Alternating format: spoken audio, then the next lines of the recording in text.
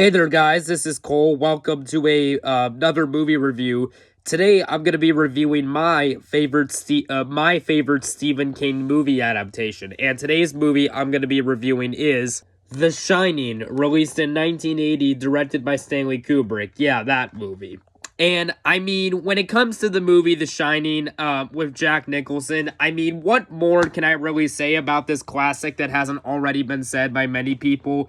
The Shining is definitely a horror classic, and I actually own this movie on 3 different formats, and there's a reason for that. This I own on DVD. This was the first copy I got. And then last year, because I really liked the movie Creepshow, I did not have Creepshow on DVD, so I found this 8-movie collection DVD at Walmart that contains Creepshow, a movie I really like, and I wanted Creepshow on DVD. And The Shining just so happens to be a part of this 8-movie collection. And then I bought this, where now I bought this Blu-ray triple feature because I like The Shining and I like 2001: A Space Odyssey, but I have not yet seen A Clockwork Orange directed by Stanley Kubrick, which is why I bought this set, but I still need to watch A Clockwork Orange at some point.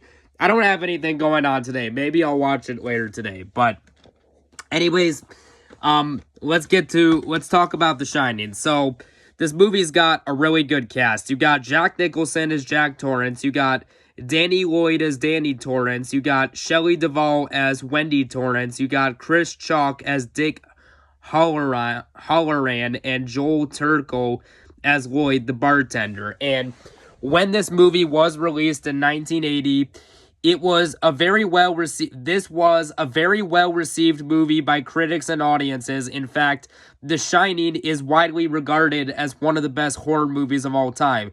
It's currently got an 84% on Rotten Tomatoes by critics and a 93% audience score and an 8.4 out of 10 on IMDb. And The Shining is such a well-known iconic movie that it's been referenced in so many horror movies and even kids movies. It's made small references to. But anyways, what's the plot of this movie for the few who don't know? Well, the plot of this movie is as follows.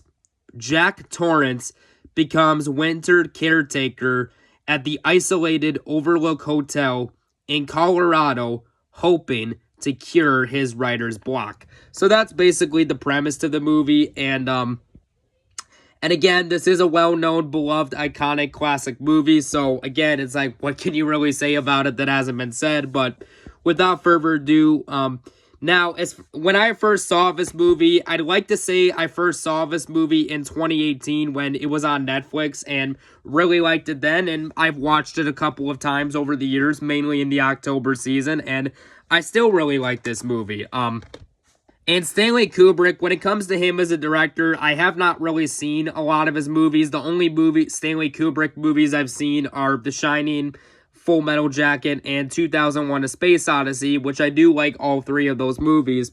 I still have yet to see One Flew Over the Cuckoo's Nest with Jack Nicholson and A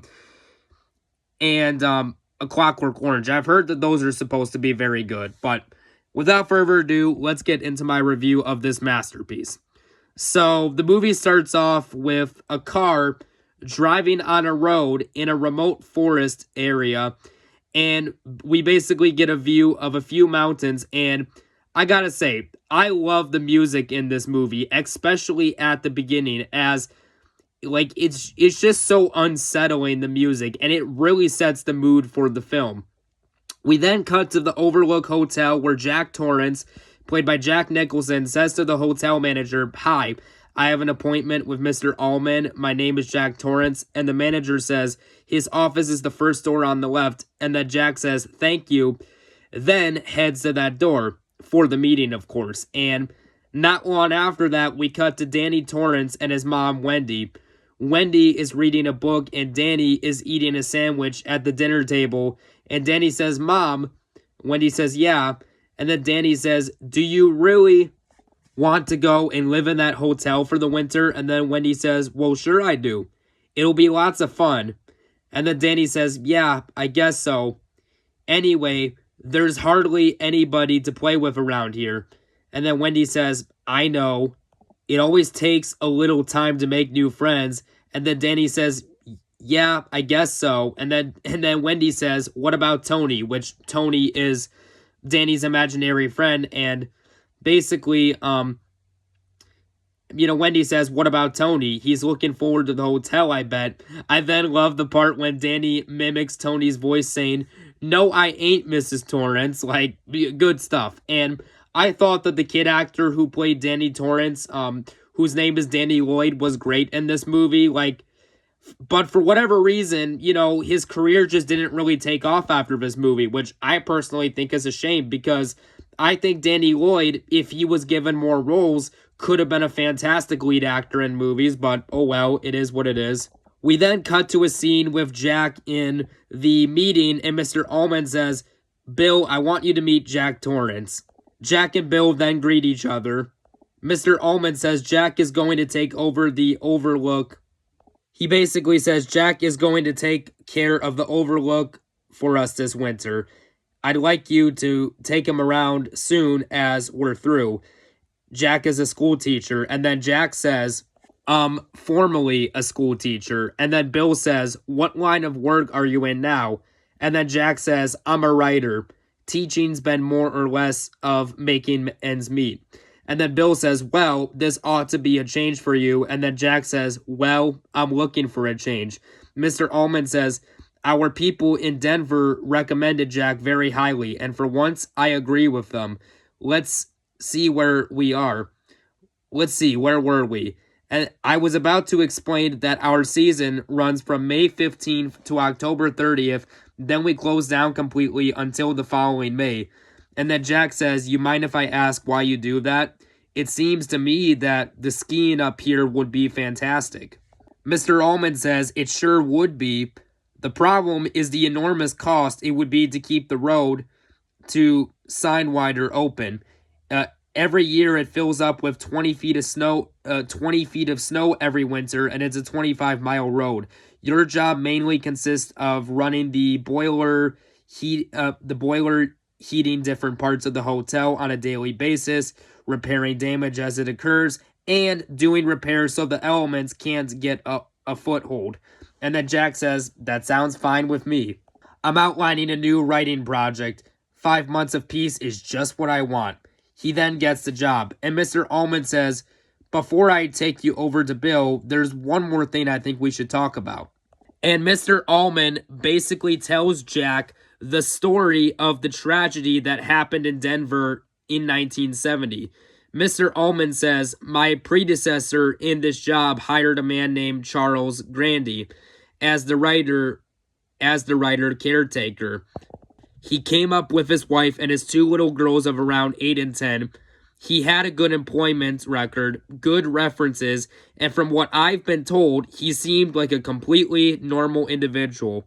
But at some point during the winter, he must have suffered some kind of mental breakdown. He ran amok and killed his family with an axe. Basically, he's saying that Jack might have second thoughts. He basically says to Jack, well, I always tell a story to people that makes them have second thoughts about the job. And then he tells that story. And then Jack Torrance, played by Jack Nicholson, says, well, that's quite the story. Mr. Ullman says, yeah, it is. I can't believe it happened here, but it did. And then Jack says, you can be rest assured, that's not going to happen to me. As far as my wife is concerned, I'm sure she'll be absolutely fascinated when I tell her. She's a confirmed ghost story and a horror film addict. And I gotta say, this is such a well-directed movie by Stanley Kubrick. There's, of course, very iconic imagery in this movie. Like, for example, there's the whole iconic scene where blood is pouring out of the elevator doors into the hallway, which early on in the movie, Danny basically has a psychic image of blood pouring out of the elevator doors into the hallway, basically pushing a chair around. And then and Tony, like I said, is Danny's imaginary friend, and a doctor basically checks up on Danny as Danny passed out in the bathroom and he had a psychic vision, like I said, of blood and seeing these two creepy ghost girls, which just so happened to be the ghost girls that the character Charles murdered. And the doctor tells Danny to lay down in bed the rest of the day to get better. And, Wendy and the doctor are in a separate room, talking to each other. And the doctor asks, when did the imaginary friend appear? And Wendy says, when Danny went to nursing school and we're taking it, and and she basically says when Danny went to nursing school, and Danny's around 8 years old in this movie, which is how old the kid actor was when this movie came out. And Wendy basically says when Danny went to nursing school, and Wendy also says that Jack hasn't had a drop of alcohol in 5 months. We then cut to a scene where Jack, Danny, and Wendy arrive at the hotel. And I gotta say, this is a very good psychological horror movie. 21 minutes in and 40 seconds into the movie, Danny is basically alone in a dart throwing room, throwing darts into a dartboard, and Danny is basically staring, he's staring the other direction, and just the creepy music plays, and it makes you wonder, what is Danny staring at? And then we see that they're the two ghost girls creepily staring at him. Again, very iconic imagery. And we then cut to a scene where Mr. Allman shows up, where Mr. Allman basically shows Jack and Wendy the hotel room they'll stay in, as well as the hedge maze, which leads to a very iconic scene much later on in the movie, which we'll discuss. And then the Gold Ballroom, and we are introduced to Dick Hallorann, the head chef of the hotel, and I really like this character, and he's happy to meet Wendy and Jack. Then there's a scene where Dick and Danny are alone, sitting at a table, and Dick says, do you know how I know your name was Doc? You know what I'm talking about, don't you? And then Danny shakes his head no, and this isn't a scene where Dick and Danny are sitting alone in a room, and Dick says, I can remember when I was a little boy, my grandmother and I could hold conversations entirely without opening our mouths. She called it shining. And for a long time, I thought it was just the two of us that had the shine. Just like you probably thought you was the only one. But there are other folks, though mostly they don't know it or they don't believe it. How long have you been able to do it? And Danny doesn't answer, and then Dick says, why don't you want to talk about it? And then Danny says, I'm not supposed to. And then Dick says, who says you ain't supposed to talk about it? And Danny says, Tony. And then Dick says, who's Tony? And then Danny says, Tony is the little boy who lives inside my mouth. And then Dick says, is Tony the one who tells you things? And then Danny says, yes. And then Dick asks, how does he tell you things? And then Danny says, it's like I go to sleep and he shows me things, but when I wake up, I can't remember everything. And then Dick says, has Tony ever told you about this place or the Overlook Hotel? And then Danny says, I don't know. Dick says, well, think real hard, Doc, think. And then Danny says, well, maybe I saw something.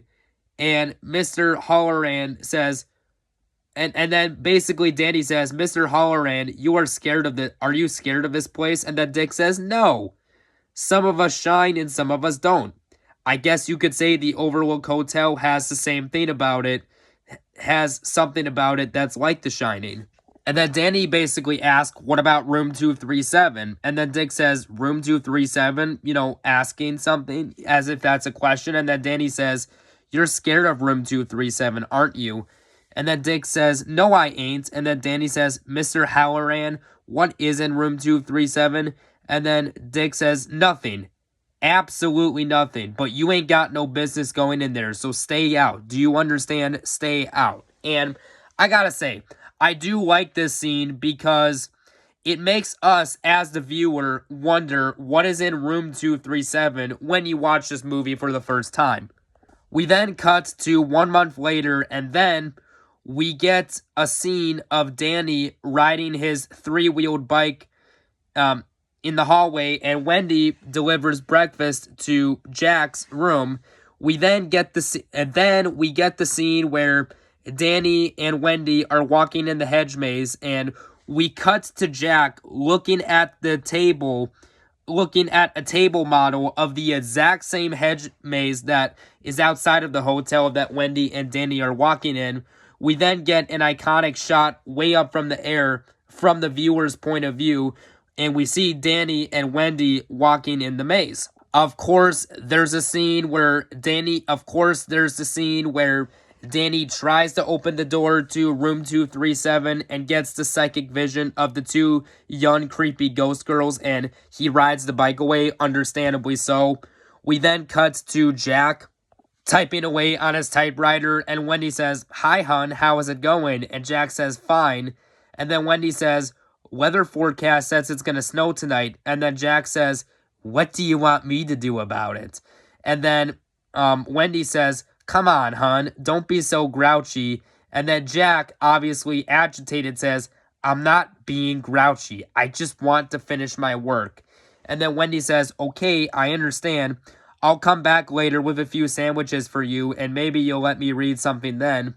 And then Jack says, "Wendy, let me explain something to you. Whenever you come in here and interrupt, you're breaking my concentration. You're distracting me, and it will take me time to get back to where I was. Understand?"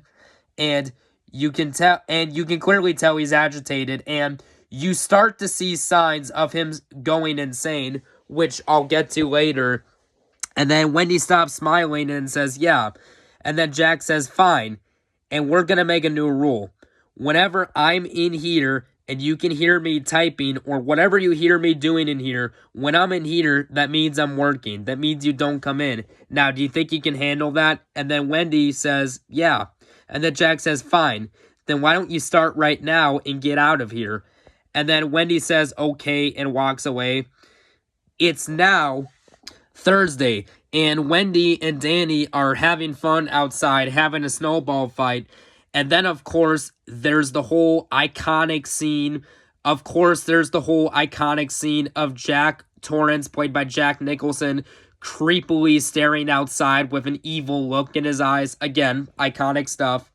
Saturday, Wendy uses a radio speaker to speak with the Forest Service.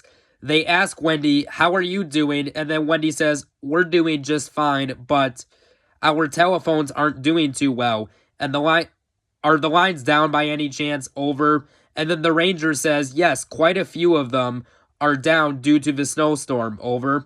The ranger says, "If you folks have any problems up there, just give us a call." And then, "And Mrs. Torrance, it might be a good idea if you leave your radio on all the time." And then Wendy says, "We'll be sure to do that. It was real nice talking to you. Over and out." And then, at the 49-minute, 41-second mark, we get I would say probably the second most iconic scene of the movie, where Danny is riding his bike and he sees the two creepy ghost girls in the hallway, and they basically say, "Hello, Danny. Come and play with us. Come and play with us, Danny. Forever and ever and ever." And while this is going on, Danny sees blood and dead bodies of the young girls in the hallway after their ghosts disappear and then keep reappearing. And then Danny covers his eyes in shock, but when he looks, the ghosts are gone. And the hallway looks all normal now. And I like the scene when Jack Torrance, played by Jack Nicholson, says, "Do you like it here?" When Danny's talking to him in one scene, and then Danny says, "Yes." And then I like the scene where Jack Nicholson says, "Good, because I wish we could stay here forever and ever and ever." Again, great stuff. I also like the look of the Overlook Hotel, and like I said, The Shining is considered to be one of the best horror movies of all times by both critics and audiences, which I definitely agree with. And the movie is so beloved and iconic that even this day, the hotel that they filmed this movie at is actually still open, and people still visit the hotel, which is at the hotel that this movie was filmed in, so that's rather cool. And almost 1 hour into the movie, Jack Torrance, played by Jack Nicholson, cries and says to Wendy, he basically cries and he says to Wendy, I had the most terrible nightmare that I've ever had. It was the most horrible dream. I dreamed that I killed you and Danny, but I didn't just kill you, I cut you up into little pieces. My God, I must be losing my mind. And he has a mental breakdown. I mean, rightfully so, because that'd be a terrible dream to have. And then Wendy says, everything is going to be all right. And Danny walks into the room, and Wendy sees a mark on Danny's neck, and she blames it on Jack, thinking that Jack hit him. And we then get the scene of Jack in the gold room. And I like the scene when Jack goes insane and says, hi, Lloyd. A little slow tonight, isn't it? And then he maniacally laughs. And then the bartender, Lloyd, gets a drink for Jack. So this is his first drink in 6 months. And he's in a hall, and then we get the scene of Dick Heroin. I'm just going to call him Dick because that last name's a little hard for me to pronounce.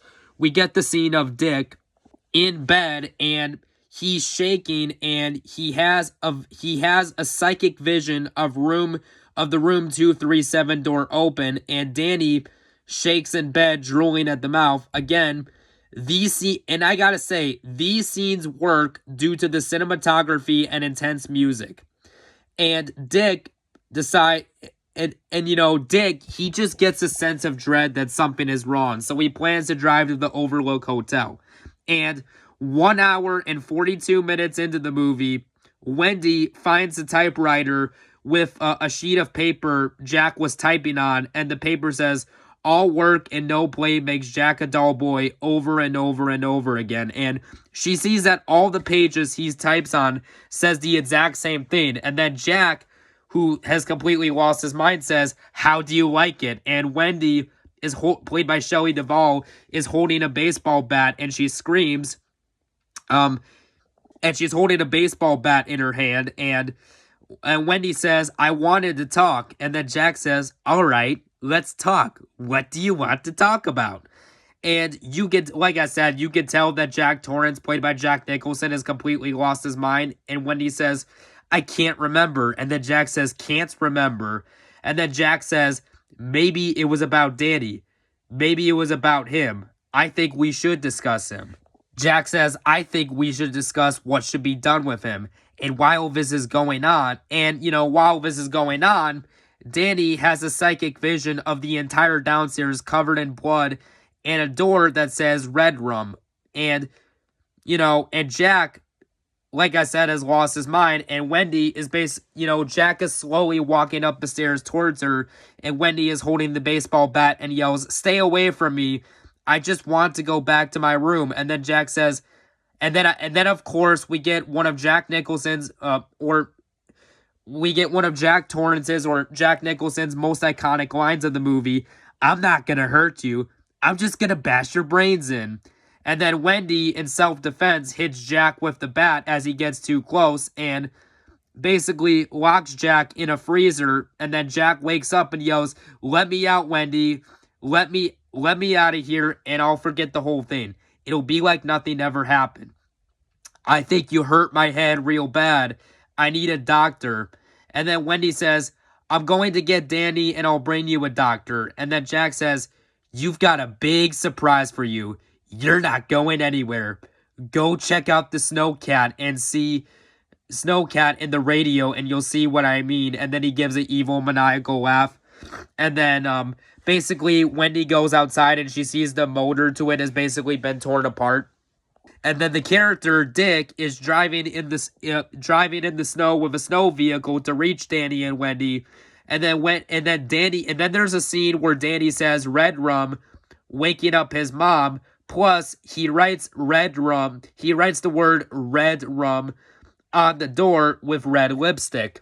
Then Wendy looks in the mirror and we as the audience finally find out that Red Rum is basically the word murder spelled backwards. And then Jack basically slams his axe into the door, so Wendy goes into the bathroom door and she has Danny climb out the window, but she can't fit through.